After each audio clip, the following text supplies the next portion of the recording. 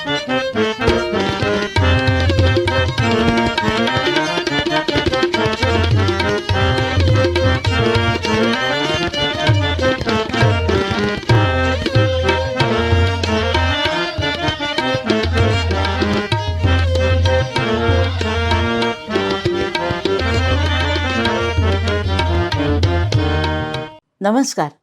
मी शुभदा दादरकर आपणा सर्व रसिकांचं मनःपूर्वक स्वागत करते. रंगनाथाचा रथोत्सव या शीर्षकांतर्गत आज सादर होत आहे रसिकराज गोविंदराव टेंबे. सुप्रसिद्ध हार्मोनियमपटू, मराठी नाट्यसंगीतात युगांतर निर्माण करणारे संगीतकार, नाटककार, अभिनेता, संगीत समीक्षक अशा विविध पैलूंनी युक्त असे व्यक्तिमत्व म्हणजे गोविंदराव टेंबे. हार्मोनियम म्हणजे गोविंदराव आणि गोविंदराव म्हणजे हार्मोनियम असं समीकरण असणारे गोविंदराव हे महाराष्ट्रीय अभिजात हार्मोनियम वादनाचे मूळ पुरुष होत. त्यांना लहानपणापासूनच स्वरांचा नाद होता. अनेक भजनी कीर्तनकार मंडळी त्यांच्या घरी निवासासाठी येत असत. गोविंदराव त्यांच्या कार्यक्रमांना हजेरी लावत असत. भजन कीर्तनातल्या शब्दांपेक्षा त्यांचं लक्ष हार्मोनियममधल्या काळ्या पांढऱ्या पट्ट्यांमधून येणाऱ्या स्वराकडे असे आणि या कुतूहलापोटीच ते हार्मोनियम शिकले आणि वयाच्या 14व्या वर्षी त्यांनी सर्वप्रथम कीर्तनाला साथ केली. एकलव्याच्या तपस्येने उत्तम पेटी वाजवता यावी ही त्यांची मनीषा पूर्ण झाली. पेटीवर बोटं टाकण्याची त्यांची पद्धत अंतःकरणाचा ठाव घेणारी होती.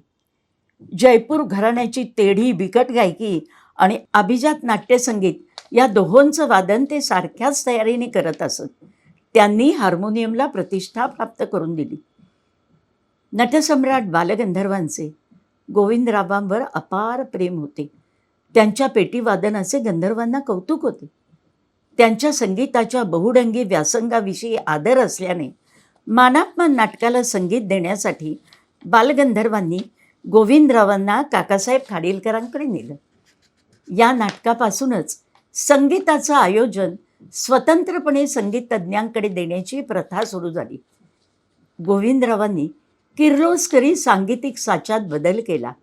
नाटकाला संगीत देताना मौजुद्दीन, गोहरजान, मल्काजान अशा कलावंतांच्या पूरब ढंगांच्या ठुमरी, कजरी, कव्वाल्या इत्यादी प्रकारांचा उपयोग केला.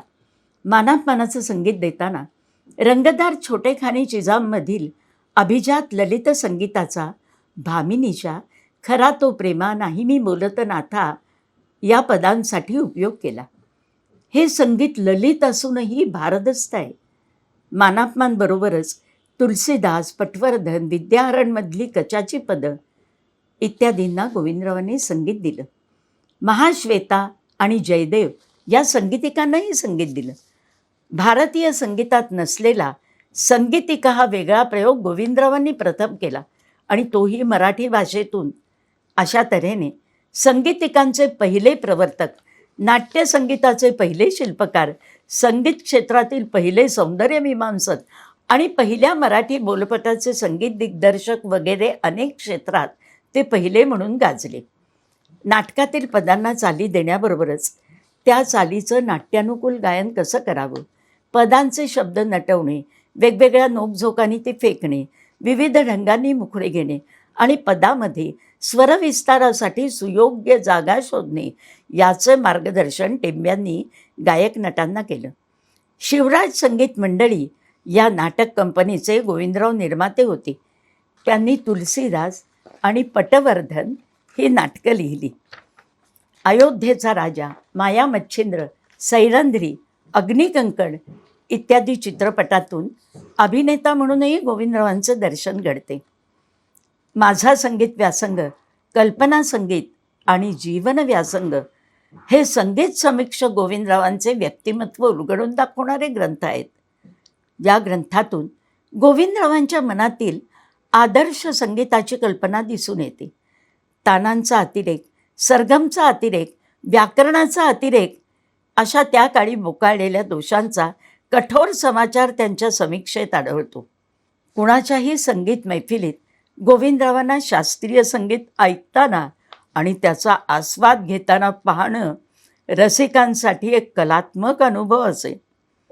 सुप्रसिद्ध संगीत समीक्षक वामनराव देशपांडे यांनी मांजी खान यांच्या एका मंत्रमुग्ध करणाऱ्या मैफिलीचं वर्णन करताना म्हटलं आहे की मांजी खान यांचं गाणं ऐकावं की गोविंदरावांच्या कौतुकाच्या हावभावांकडे आणि त्यांच्या चेहऱ्यावर उमटणाऱ्या मनमोहक प्रतिक्रियांकडे पाहावं हे ठरवणंच कठीण होऊन जाईल.